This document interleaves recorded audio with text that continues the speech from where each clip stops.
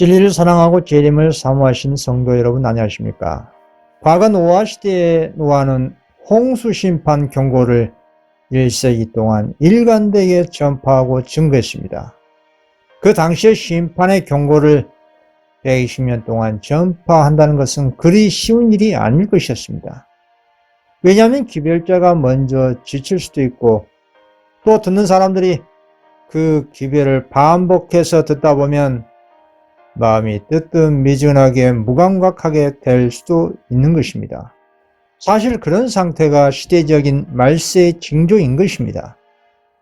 그러나 노아는 하나님의 심판의 경고의 기별을 확신했기 때문에 자신이 광신도라는 온갖 비난의 소리를 들어가면서 1세기 동안 끝까지 신실하게 주님의 기별을 증거하고 전파했습니다. 그리고 결국은 신실했던 노아와 그의 식구들은 구원을 받았습니다. 참된 증인이신 우리 예수님께서는 하늘 지성소에서 마지막 셋째 천사 기별을 말세에 사는 우리들에게 보내주셨습니다. 그리고 이 소중한 복된 기별을 1844년 이후 참으로 받아들인 사람들은 하나님의 인침을 받고 복된 잠을 자고 있습니다. 그런데 그러한 소중한 기별을 받았음에도 불구하고 라오디게아 교회는 뜨뜻미지근해서 토하여 내침을 받으라는 강한 경고를 받았습니다. 그리고 열심을 내어 회개하라고 하셨습니다.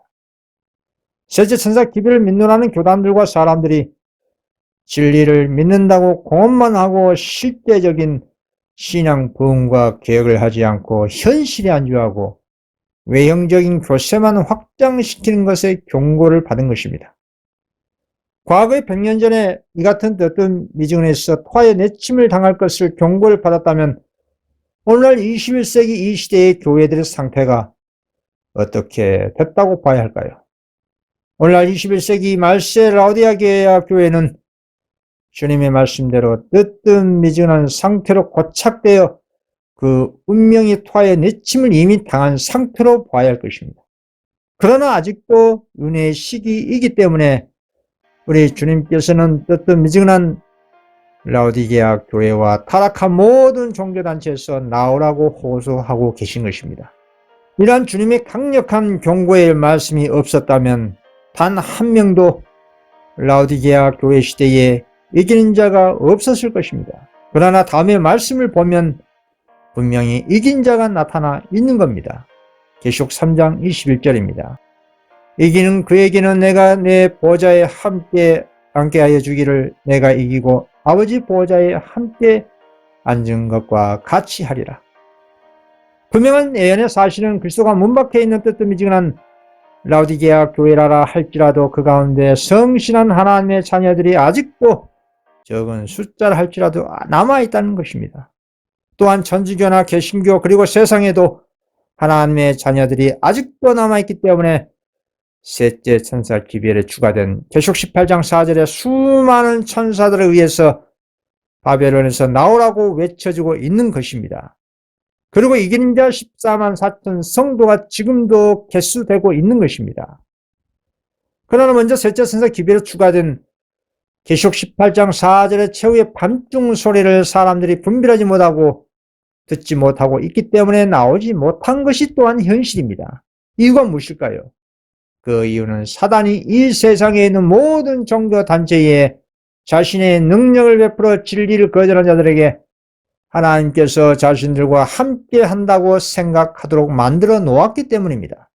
오늘날 기독교 단체는 하나님을 경배하는 장소가 아니라 외형적으로 확대시켜 세상의 대기업과 같은 형태로 종교 장사하는 강도의 구열로 만들어 왔습니다. 타락한 교단들과 사람들은 세상의 물질로 사로잡힌 상태이기 때문에 그 마력에서 헤어나오기가 쉽지 않은 것입니다. 그러나 셋째 천사의 기별이 겸손히 예언을 연구하고 실천적인 그런 사람들에게 이 빛이 비추어질 때 과감하게 바벨론과 분리하게 될 것입니다. 조림의 당시 하나님의 예언의 말씀을 스스로 연구하고 주님의 오심을 간절히 기다린 두 부류의 사람들이 있었습니다. 마태복음 2장 1절에서 2절입니다. 헤롯 왕 때 예수께서 유대 베들레헴에서 나심에 동방으로부터 박사들이 예루살렘에 이르러 말하되 유대인의 왕으로 나신 이가 어디 계시냐? 우리가 동방에서 그의 별을 보고 그에게 경배하러 왔노라 하니. 그렇습니다. 그리스도의 초림을 간절히 기다리며 예언을 연구한 겸손한 두 무리가 있었는데 그 한 무리가 이방인 동방 박사들이었습니다. 베들레헴에 찾아온 동방 박사는 어떤 사람들을 이었을까요? 그들은 학식과 고상한 인품을 소유한 천문학자들이었습니다. 이 동방 박사들은 다니엘서의 예언을 연구하고 있었습니다. 그리고 메시아 오심이 임박했다는 것을 깨닫게 된 것입니다. 그리고 메시아 초림을 간절히 사모하고 연구한 사람들이 또 있었는데 베들레헴 들판에 있었던 비천한 양치기들이었습니다. 다음의 말씀을 보겠습니다. 누가복음 2장 8절에서 11절입니다. 그 지경의 목자들이 밖에서 밤에 자기 양떼를 지키더니 주의 사자가 곁에 서고 주의 영광이 저희를 두루 비치며 크게 무서워하는지라. 천사가 이르되 무서워 말라. 보라 내가 온 백성에게 미칠 큰 기쁨의 좋은 소식을 너희에게 전하노라. 오늘날 다윗의 동네에 너희를 위하여 구주가 나셨으니 곧 그리스도 주시니라. 유대 땅의 언덕에서 양을 치던 목자들은 메시아를 간절히 기다린 신실한 적은 무리들이었습니다. 하나님의 천사가 왜 그 당시 하나님의 교회였던 유대 교회와 유대 지도자들을 지나치고 이방인 박사들과 비천한 양치기들에게 하늘의 놀라운 소식을 전했을까요? 하늘의 천사는 온 우주의 기쁜 소식인 그리스도의 초림을 전하기 위해 지상에 내려왔었습니다.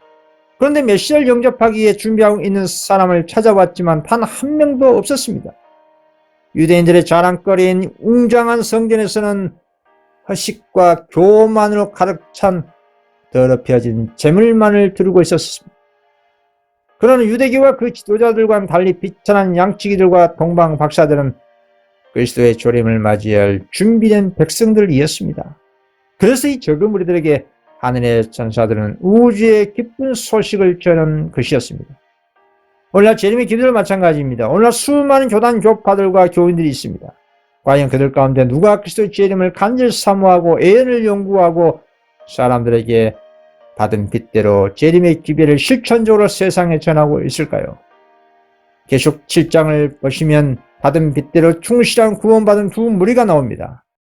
아담 때부터 향후 짐승의 표 사건 직전까지 받은 빚대로 신실한 헬 수 없는 무리와 1844년 이후부터 짐승의 표 제정되기까지 셋째 천사 기별을 믿고 안식일을 포함해서 십계명을 지킨 라오디게아 교회 시대의 이긴 자 여자인 남은 자손 14만 4천이 있습니다. 이들이 오늘날 현대판 동방박사와 양치기 목자들이라 할 수 있을 것입니다. 도리어 셋째 천사 기별을 믿노라는 명목상 재림 교단들보다도 셋째 천사 기별을 아직 듣고 보지도 못한 천주교, 개신교 그리고 이방인들 가운데 빛을 받아들이고 14만 4천인의 개수가 된다는 것입니다. 또한 예언에는 말세 이 시대에 최종적으로 바벨론 가운데 나오는 사람들이 권능의 늦은 비를 받고 복음 사업을 완료하는 마지막 주자들이 될 것을 예언하고 있는 것입니다. 그게 예언되어 있습니다. 그 예언의 말씀이 계시록 18장 4절의 예언입니다.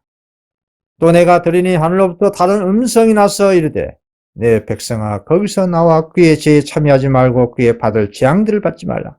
이 예언의 구절 가운데 모든 진리들이 다 내포되어 있는 겁니다.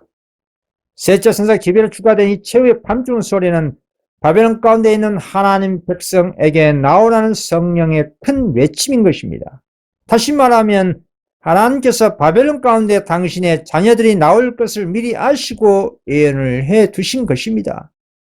그렇다면 어디가 바벨론일까요?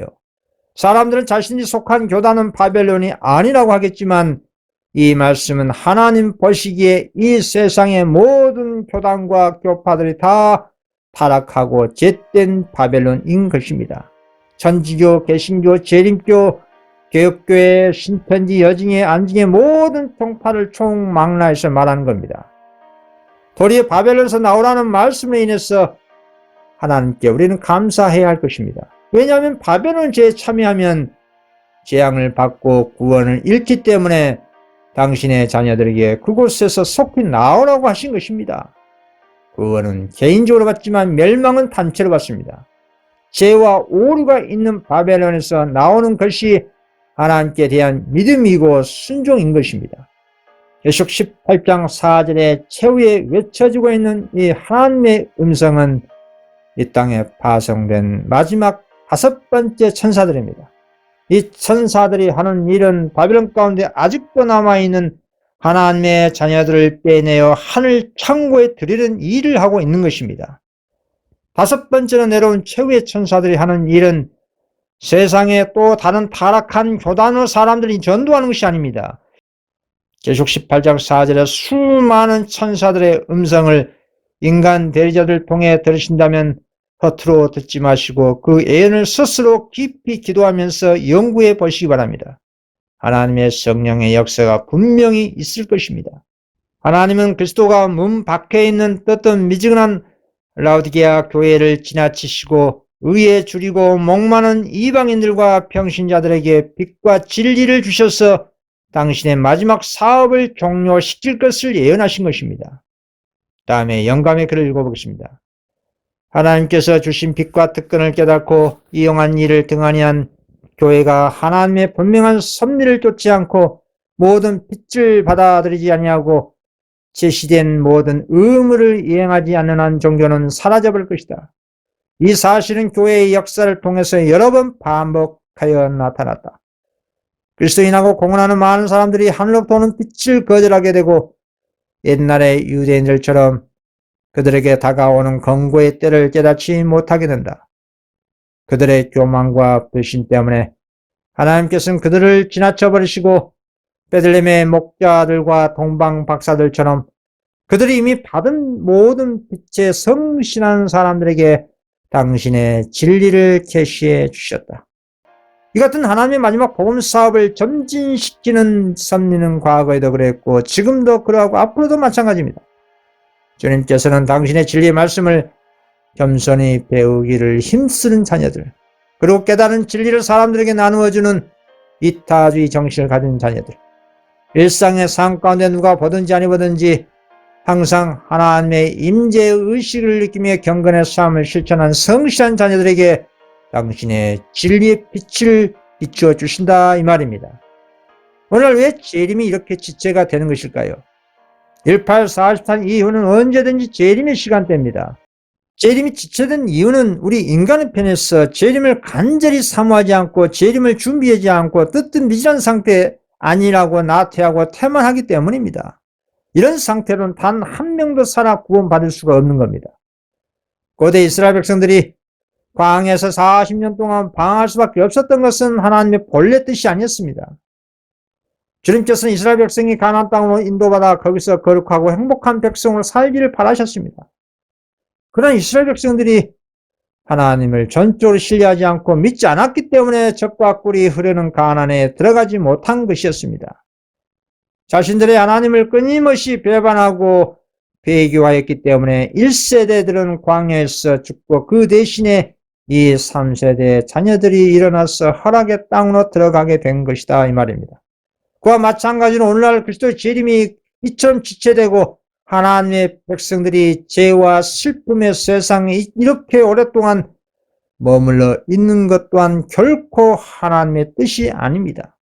말 그대로 우리 인간의 편에서 고대 이스라엘 백성들과 동일한 잘못을 하고 있는 것입니다. 가장 심각한 현대 이스라엘 백성들의 잘못이 무엇입니까? 다음에 증언을 읽어보겠습니다. 1844년의 운동에 일치 합력하여 활동했던 사람들이 셋째 천사의 기별을 받아들이고 성령의 능력으로 그 기별을 전파했을 것 같으면 하나님께서는 그들의 노력을 통해 크게 역사하셨을 것이다. 빛이 흘러나와서 온 세계를 환하게 비췄을 것이다. 그렇게 되었다면 벌써 여러 해 전에 지상 거민들에게 대한 경고는 끝나고 마지막 싸움은 완성되고 그리스도께서는 당신의 백성을 구속하시러 이 세상에 오셨을 것이다. 그렇습니다. 고대 이스라엘 백성들의 과거의 경험에 비춰볼 때 그들과 함께 하셨던 하나님의 인도하신 손을 신뢰했다면, 전적으로 신뢰했다면 19세기 백성들이 정녕 하나님의 구원을 보게 됐을 것이라는 증언입니다.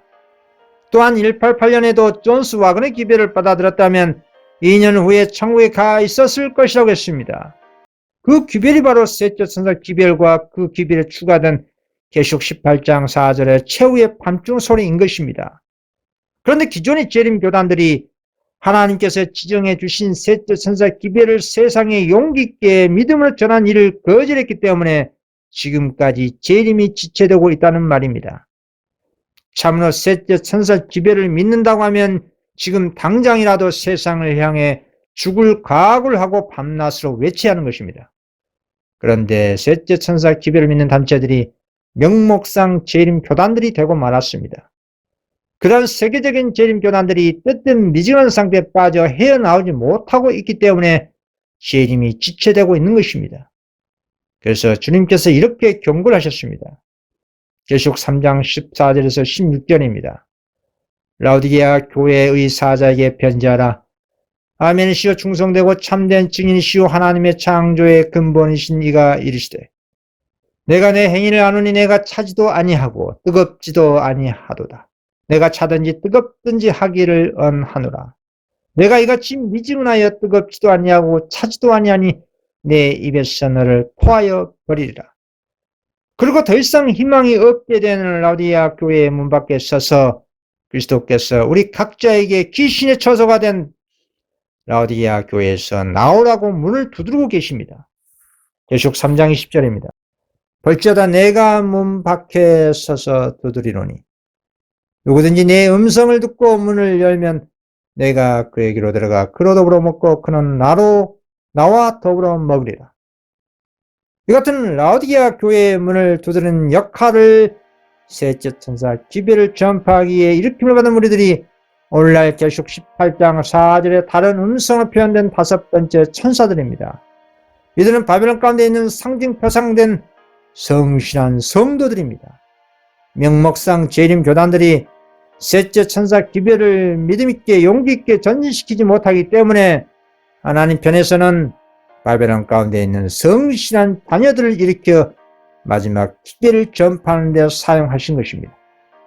왜냐하면 대총회를 가지고 있는 단체들이 너무나 나한테 아닐 태만한 정신 때문에 셋째 천사 복음 사명을 믿음으로 전진시키지 못하고 있기 때문에 과거 유대 들판의 양치기 목자나 이방인 동방 박사들 같은 오늘날 평범한 사람들에게 셋째 천사 기별을 전파하도록 하시는 것이다 이 말입니다. 이 같은 섭리는 우리 주님께서 세상에 대한 자비로서 죄인들에게 경고를 받을 기회를 지금 주고 계신 것입니다. 이 같은 하나님의 자비가 너무나 감사하다고 생각 들고 깨달으신다면 이 진리를 알고 계신 분들은 밤낮으로 분투하는 것이 하나님께 대한 바른 태도인 것입니다. 계시록 13장에는 짐승의 표 1월 법령이라는 온 인류가 겪게 될 시험을 당할 것을 가르쳐주고 있습니다. 요한계시록은 장차 국가의 1월 법령과 하나님의 율법 안식일이 서로 상치되고 하나님의 모든 계명을 순종한 자는 누구든지 악을 행하는 자처럼 비난을 받고 매매 금지당하고 벌금과 투옥과 사형 선고까지 받을 때가 가까이 오고 있다는 것을 미리 알려주고 있는 것입니다. 계시록 3장 15절입니다. 그가 건설을 받아 그 짐승의 우상에게 생기를 주어 그 짐승의 우상으로 말하게 하고 또 짐승의 우상에게 경배하지 않은 자는 며칠이 다 죽이게 하더라. 계시록 3장 16절입니다. 그가 모든 자 곧 작은 자나 큰 자나 부자나 가난한 자나 자유인이나 종들에게 그 오른손에나 이마에 표를 받게 한다고 했습니다. 이 같은 하나님의 예언의 비밀은 오직 겸손한 자녀들에게 공개됩니다. 그 겸손한 자녀들은 앞에서 말씀대로 비천한 양치기 그리고 이방인 동방박사들 같은 이방인들에게 오늘날 계시된 것입니다. 왜냐하면 이들은 단순히 진리를 알고만 있는 것이 아니라 사람들과 세상에게 담대하게 경고를 해주기 때문입니다. 하나님의 기별을 받은 사람들은 하나님 편에 서서 사람들이 듣든지 아니 듣든지 때를 얻든지 못 얻든지 간에 이 마지막 심판의 경고를 성실하게 노아처럼 세상에 전파하고 증거하는 것입니다. 옛적에 하나님께서는 당신의 이름으로 기별을 전하는 사람들에게 이스라엘 족속은 이마가 굳고 마음이 강팍하여 내 말을 듣고자 아니하니니 이는 내 말을 듣고자 아니함이라 선포했습니다. 그럼에도 불구하고 주님께서는 듣든지 아니 듣든지 너는 내 말을 구할지어다 라고 말씀하셨습니다. 오늘날 하나님의 종들에게 내 목소리를 나팔같이 날려 내 백성에게 그 허물을 야곱집에 그 죄를 구하라고 명령이 주어져 있는 겁니다.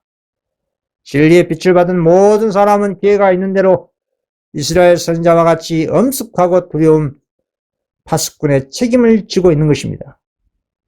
그리고 그런 셋째 선사 기별을 알면서도 침묵으로 일관한다면 어떻게 될까요? 그러나 그런 셋째 천사의 이 기별을 알면서도 침묵으로 일관한다면 어떻게 될까요? 에스겔 33장 6절에 분명히 이렇게 기록되어 있습니다. 그러나 칼이 임함을 파수꾼이 보고도 나팔을 불지 아니하여 백성에게 경고하지 아니하므로 그 중에 한 사람이 그 임하는 칼에 제거당하면 그는 자기 죄악으로 말미암아 제거되려니와 그 죄는 내가 파수꾼의 손에서 찾으리라. 너무나 분명한 말씀입니다. 세상에는 진리가 무엇인지 모르고 죽어간 사람들이 태반입니다. 그러나 그 책임을 누구에게 있다고 하는 것입니까? 그 진리를 알고 있는 사람에게 있다는 겁니다. 죄인들이 마지막 경고를 듣지 못하고 죽은 책임이 죄인들 주위에 있는 진리의 파수꾼들에게 있다는 것입니다. 저는 제 주위에 있는 형제들, 친척들, 친구들, 이웃들에게 듣든지 아니 듣든지 간에 20년 동안 이 셋째 선서 기별을 음성과 인쇄물과 인터넷을 계속 전해드리고 있습니다. 그리고 기도합니다. 그리고 결과는 하나님께 맡깁니다. 그 기별을 받은 그들의 선택에 맡깁니다. 그리고 또 기도할 뿐입니다. 여기까지가 저의 사명이기 때문입니다. 오늘 현대판 양치기와 동방 박사들은 셋째 선서 기별에 비치면 과감히 바벨론에서 나올 성실한 자녀들을 일 것입니다. 이들이 각자 받은 빚대로 14만 4천인과 허다한 무리에 들어가게 되는 것입니다. 로마서 11장 25절입니다. 형제들아 너희가 스스로 지혜 있다 함을 명기 위하여 이 비밀을 너희가 모르기를 내가 언치 아니하노니 이 비밀은 이방인의 충만한 수가 들어오기까지 이스라엘에 들어는 완악하게 된 것이다. 하나님의 진리의 빛을 받는 자녀들은 더욱더 예수님처럼 살기를 간절히 소망하고 예수님의 재림을 날마다 준비하는 데 힘쓸 것입니다. 왜냐하면 그 진리의 빛이 너무나 감사하고 그 빛이 십자가 상에서 흘러나오는 그리스도의 보혈의 빛이기 때문입니다. 여러분 십자가에 달리신 우리 주님을 가만히 올려보아도 눈물이 나실 것입니다. 십자가에 달리신 그리스도의 몸에서 흘러나온 피와 물은 창에 찔려서 나온 것이 아니라 우리 자신과 인류의 죄 때문에 정신적인 그 고통 때문에 심장이 파열되어 나온 피와 물이었습니다. 그리고 그 피와 물을 아낌없이 우리 각자 자신과 지구 거민을 위해서 쏟아부어 흘리셨습니다. 그리고 우주의 영원한 안전을 위해서 온전히 희생하셨습니다. 그리고 사단의 아주 강교한 계략에 속임을 당하지 않고 성도들이 승리할 수 있도록 매 시대마다 당신의 진리의 빛을 보내주셨습니다. 오늘날 지성시대에 우리 주님께서는 온전함을 요구합니다. 그래서 지성소 시대에 맞는 진리의 빛을 주신 것입니다. 오늘날 지성시대의 빛을 계속 14장에 계시된 새 천사의 기별이라고 하는 것입니다. 이 기별에 대한 사람들이 받아들인 태도, 여부에 따라 모든 영혼들의 운명이 결정되는 겁니다. 사람들이 정죄받아 구원을 상실한 이유는 죄 가운데 빠져 있어서가 아니라 진리가 무엇인지 알 수 있는 기회를 등한시하고 무관심한 연고 때문에 정죄받아 구원을 잃게 된다 이 말입니다. 요한복음 15장 22절입니다. 내가 와서 그들에게 말하지 아니하였더라면 죄가 없으려니와 지금은 그 죄를 핑계할 수 없느니라. 그렇습니다. 지금 이 시대는 진리를 몰랐다고 핑계댈 수가 없는 그런 시대입니다. 셋째 천사 기별은 지성소에 계신 우리의 크신 대제사장이신 그리스도께 인도하는 놀라운 기별입니다. 그리고 이 기별을 연구하여 깨달아 체험한다면 우리 주님처럼 온전하기를 간절히 사모하게 되실 것입니다. 우리는 우리의 영역에서 온전해야 할 의무가 있습니다.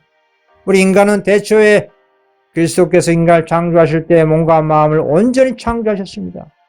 그러나 우리 시조가 사단의 지혜를 선택한 연고로 하나님을 닮은 온전한 마음과 정신이 상실되고 말았습니다.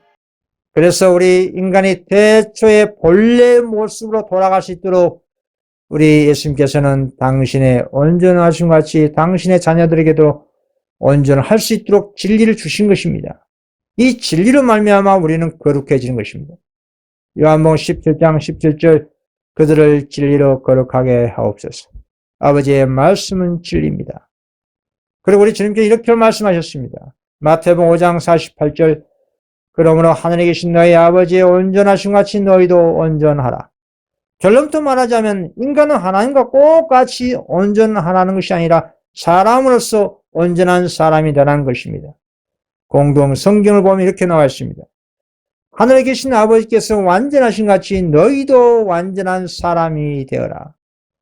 구약에도 비슷한 말씀들이 많이 있습니다. 아브라함에게 완전히 행동하라고 하셨습니다. 창세기 17장 1절입니다. 아브라함의 99세 때에 여호와께서 아브라함에게 나타나서 그에게 이르시되 나는 전능한 하나님이라 너는 내 앞에서 행하여 완전하라. 주님께서 99세 된 아브라함에게 무엇이 완전치 못해 온전히 행동하라고 하신 것입니까? 그것은 창세기 16장을 보면 아브라함이 하나님의 약속을 전적으로 신뢰하지 못하고 여정을 통해 약속의 후손을 낳은 그의 불완전한 믿음을 지적한 것입니다. 또 다른 현대인 성경 버전을 보겠습니다. 신명기 18장 13절입니다. 여러분은 여러분의 하나님 여호와 앞에서 흠 없이 살아야 합니다. 라고 기록되어 있습니다. 레위기 11장 45절 내가 거룩하니 너희도 거룩할지어다. 이 모든 말씀들은 하나님과 동일하게 완전하고 흠 없이 거룩하는 말씀이 아니라 우리 인간의 영역에서 하나님 앞에서 완전한 사람이 되라고 한 것입니다.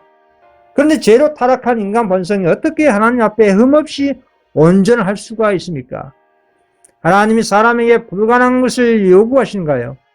절대로 아닙니다. 하나님의 계명은 절대로 무거운 것이 아니라고 하셨습니다. 요한일서 2장 3절입니다. 하나님을 사랑하는 것은 이것이니 우리가 그의 계명들을 지키는 것이라. 그의 계명들은 무거운 것이 아니로다. 마태복음 5장 전체 맥락은 예수님께서 하나님 계명을 강조하셨습니다. 계명의 핵심은 하나님 사랑과 인간 사랑입니다. 인간으로서 최고의 온전함은 원수를 사랑하는 것입니다.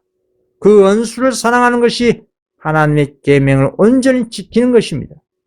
하늘의 아버지는 그 해와 비를 악인과 선인에게 차별 없이 주신다는 겁니다. 하나님은 당신의 피조물을 다 사랑하십니다. 문제는 인간이 동료 인간을 여러 가지 기준으로 차별하기 때문에 분쟁이 발생하는 것입니다. 그런 분쟁과 갈등의 예방책과 타결책은 내 이웃을 사랑하는 것처럼 원수를 사랑하고 그들을 위해서 기도하라는 것입니다. 우리나라 수많은 사람들이 어떻게 내게 피해를 주는 원수를 사랑하고 용서하고 핍박죄를 위해서 기도할 수 있단 말인가 라고 항변할 것입니다. 그러나 생각해 보시기 바랍니다. 십자가에 달리신 우리 주님께서는 당신에게 직접적으로 창으로 찌른 로마 군병들과 로마에게 넘겨준 유대교의 지도자들과 더 나아가 우리 각자 자신들과 온 일을 위해서 저들이 무엇을 하고 있는지 모르고 한 일이니 용서해달라고 기도하신 것입니다. 스데반도 자신을 돌로 친 원수들을 향해 그런 기도를 하고 참이 들었습니다. 이 같은 원수를 사랑하는 사람이 하나님의 아들이라는 것입니다. 마태복음 5장 45절입니다. 이같이 한즉 하늘에 계신 너희 아버지의 아들이 되리니. 이같이 예수님 같은 품성을 소유한 인간으로서 온전함인 것입니다. 마태복음 5장 46절 너희가 너희를 사랑하는 자를 사랑하면 무슨 상이 있으리요? 세리도 이같이 아니하느냐? 우리가 우리에게 친한 사람에게만 인사하고 친절하게 대우한다면 이방인과 다를 바가 무엇이 있겠습니까? 우리 주님께서는 내가 거룩하니 너희도 거룩하라고 하셨습니다. 그리고 당신의 제자들에게 이렇게 말씀하셨습니다. 마태복음 5장 20절입니다. 내가 너희에게 이르노니 너희 의가 서기관과 바리새인보다 더 낫지 못하면 결단코 천국에 들어가지 못하리라. 참으로 강력한 경고인 겁니다. 당신의 제자들의 의가 서기관과 바리새인보다 더 낫지 않다면 구원을 받지 못한다는 말입니다. 선민 사상으로 똘똘 뭉쳐진 교만한 바리새인과 서기관들은 성경 박사들이었습니다. 그들은 자신들의 단체인 유대 교인들만 구원받을 것이라고 자부심이 대단했습니다. 그러나 결과는 어떻습니까? 나는 부자라 부하여 부족한 것이 없다고 주장한 유대교회는 AD 70년에 돌 하나도 돌 위에 남기지 아니하고 로마에 의해서 완전히 멸망당하고 구원을 잃고 말았습니다. 발생과 서기관보다 더 의로움을 강조하신 예수님 말씀은 오늘날 제자들도 마찬가지입니다. 참으로 예수님의 마음을 품고 있는 사람은 자신을 핍박한 사람도 기도하고 사랑할 것입니다. 결론적으로 원수를 사랑하고 핍박한 자를 위해 기도하는 것이 하나님 앞에서 온전한 믿음이여 율법을 다 이룬 믿음이라는 것입니다. 그렇다고 해서 사랑만 하고 하나님 십계명을 지킬 필요가 없다는 것을 말한 것이 아닙니다. 더욱더 하나님의 십계명 율법을 굳게 지킬 것을 예수님은 강조하고 계신 것입니다. 우리 예수님은 그러한 하나님의 십계명이라는 큰 테두리 안에서 하나님 사랑과 이웃 사랑을 강조하고 있는 것입니다. 마태복음 5장 17절에서 19절입니다. 내가 율법이나 선지를 폐하러 온 줄로 생각하지 말라. 폐하러 온 것이 아니요 완전하게 하려 함이라. 진실로 너에게 이르노니 천지가 없어지기 전에는 율법의 1.1획도 결코 없어지지 아니하고 다 이루리라. 그러므로 누구든지 이 계명 중에 지극히 작은 것 하나라도 버리고 또 그같이 사람을 가르치는 자는 천국에서 지극히 작다 일컬음을 받을 것이요 누구든지 이를 행하며 가르친 자는 천국에서 크다 일컬음을 받으리라. 그런 원수를 사랑하는 것은 말처럼 신자나 비신자에게 쉽지 않을 것입니다. 어떤 사람에게는 원수를 사랑하는 것은 상상조차도 해본 적이 없을 것입니다. 신앙인들도 작심 삼일 구호에 그치고 원수를 마음속에서 저주할 것입니다. 원수를 사랑하고 자신을 핍박한 사람을 위해 기도할 영성이 되려면 무엇보다 자신이 먼저 십자가 아래 굴복해야 하는 것입니다. 나 자신을 위해 죽으신 그리스도를 끊임없이 바라보아야 합니다. 왜 주님께서 나무에 매달려 죽으셨는지 그 이유를 깊이 상고해야 합니다. 하나님과 원수였던 나 자신과 흠과 점 없는 예수님과 비교해 보아야 합니다. 그리고 하나님의 원수였던 자기 자신이 어떻게 용서받았는지 십자가에 달리신 예수님을 바라보면서 깊이 생각해 봐야 합니다. 더불어 하나님의 진리의 말씀을 연구하고 깨닫게 되면 그 원수를 사랑하는 것이 어려운 일이 아니라는 것을 몸소 체감하게 될 것입니다. 이것은 이론이 아니라 우리 각자가 스스로 개인적으로 몸과 마음을 체험해야 할 중요한 신앙의 문제입니다. 여러분, 다니엘의 온전함을 보십시오. 다니엘은 우상의 가마가 충만한 이교의 궁전에서 그의 삶이 어떠했는지 보십시오. 다니엘을 시기 질투한 이교의 신하들이 다니엘을 고발할 근거를 찾고자 했지만 다니엘에게 아무 허물이 없었다고 했습니다. 다니엘 6장 4절입니다. 이에 총리들과 고관들이 국사에 대하여 다니엘을 고발할 근거를 찾고자 하였으나 아무 근거, 아무 허물도 찾지 못했으니 이는 그가 충성되어 아무 그릇됨도 없고 아무 허물도 없음이었더라.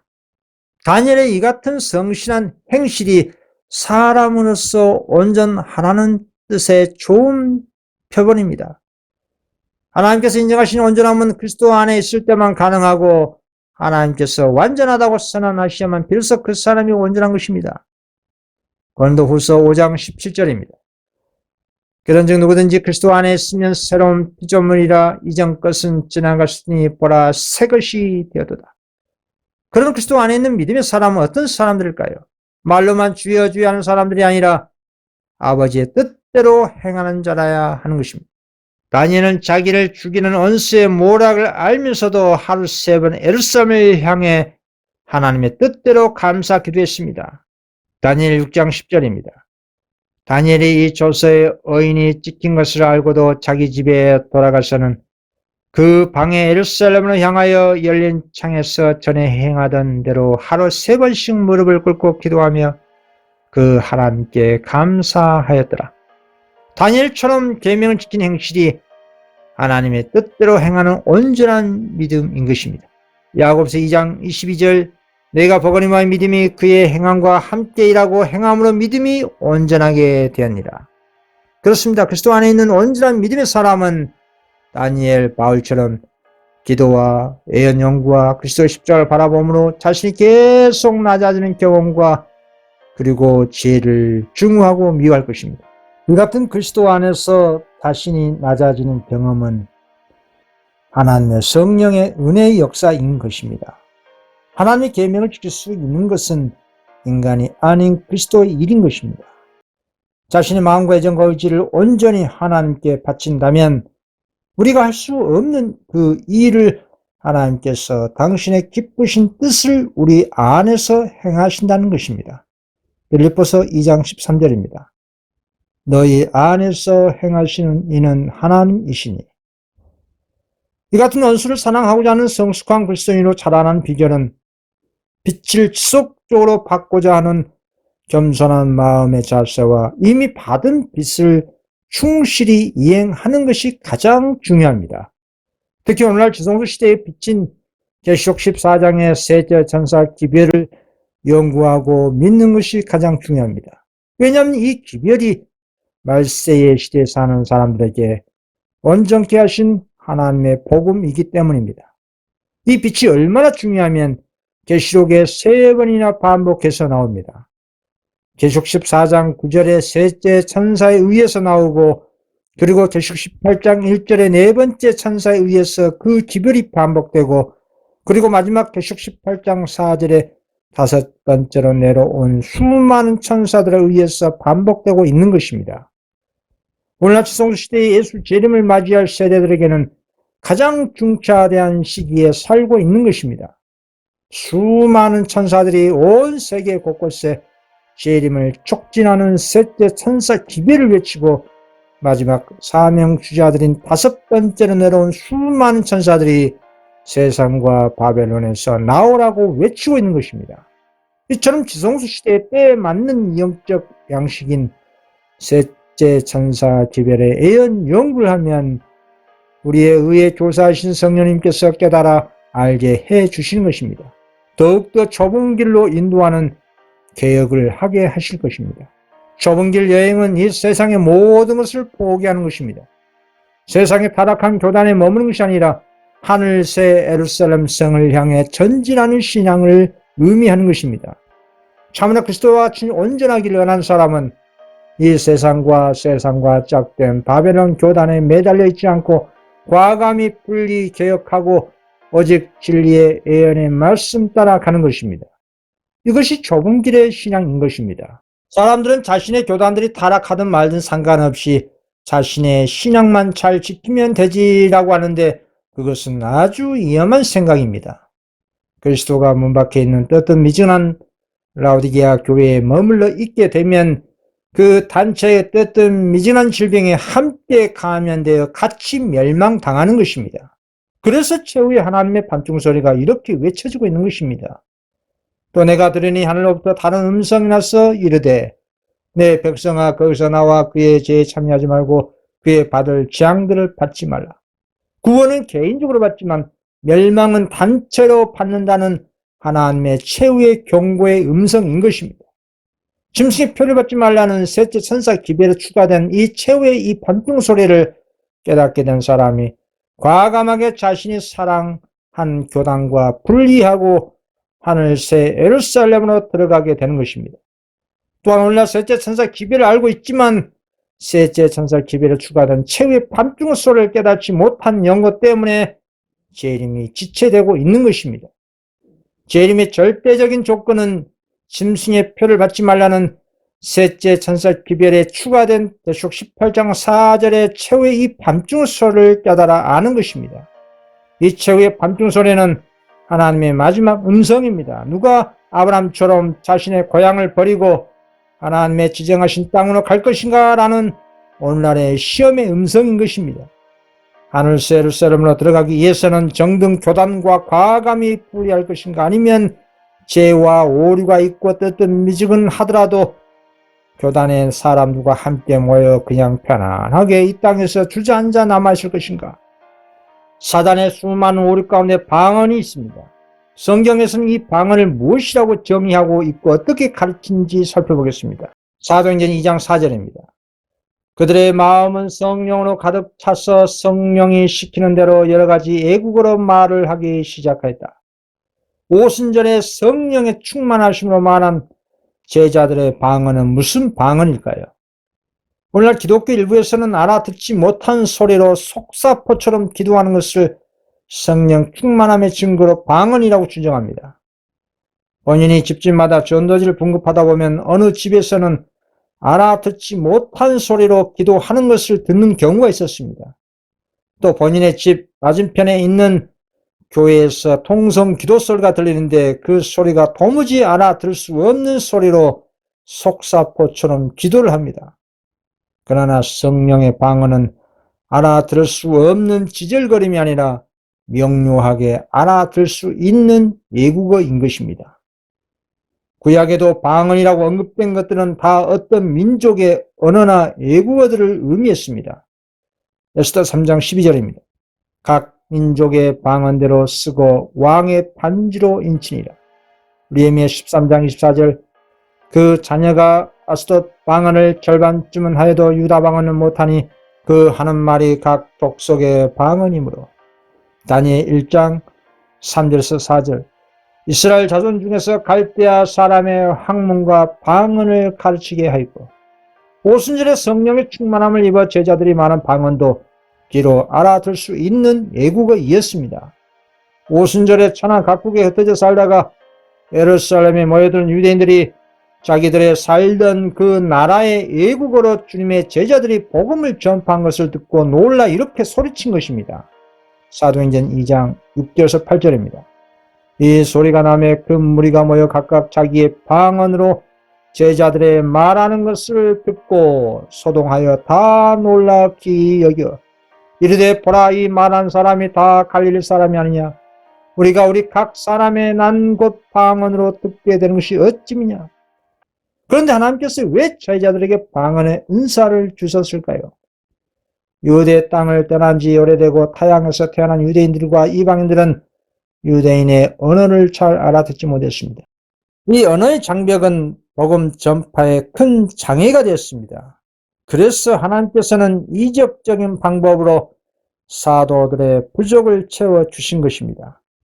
그래서 오늘날 교회에서 알아들 수 없는 방언은 성령의 방언과 아무 상관없는 사단의 속살걸음일 뿐이라는 것입니다. 옛날 사도들에게 주님께서 이적으로 외국어를 할 수 있도록 하셨지만 지금은 온 세상의 자국의 언어로 성경이 유표되고 각종 미디어를 통해 복음이 전파되고 있기 때문에 오늘날 이적적인 방언의 은사가 크게 필요가 없게 된 것입니다.